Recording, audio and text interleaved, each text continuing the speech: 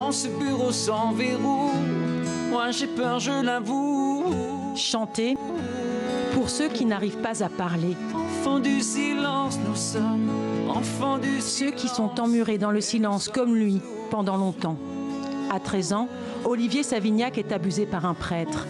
Alors quand l'Église a parlé d'un geste financier pour les victimes, il s'est dit que c'était un premier pas, un premier seulement. Le terme allocation est différent d'indemnisation. Indemnisation, on l'emploie en termes juridiques pour reconnaître la responsabilité d'une personne, d'une personnalité morale, institution, par rapport à une faute commise.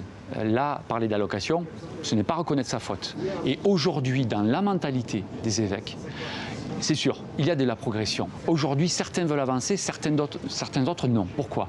Parce qu'eux aussi ont des choses à se reprocher. Pas de responsabilité, mais une solidarité. Le principe est acté. C'est le porte-parole de la Conférence des évêques de France qui l'a évoqué il y a quelques jours. Une allocation forfaitaire dont les montants et le financement restent à définir. Il y aurait une indemnisation forfaitaire qui n'évaluera pas le degré de souffrance. Qui peut évaluer la souffrance et la mesurer et la comparer? En revanche, ce serait une manière de reconnaître qu'il y a eu de la souffrance. Pourquoi cette décision maintenant? Les victimes s'interrogent, sachant qu'une commission indépendante travaille sur les crimes sexuels dans l'Église et qu'elle rendra son rapport en 2021. Je crois que derrière, il y a une énorme peur. Une peur du séisme que va provoquer les résultats de la commission Sauvé.